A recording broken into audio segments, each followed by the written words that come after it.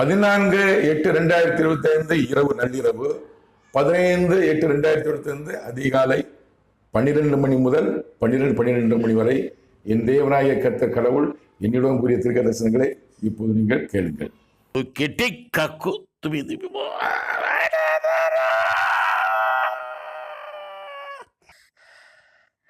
அமெரிக்க அதிபர் Donald Trump, ரஷ்ய அதிபர் விளாடிமிர் புட்டின் சந்திப்பு பலனில்லை. உக்ரைன் ஜனங்களுக்கு பலனில்லை.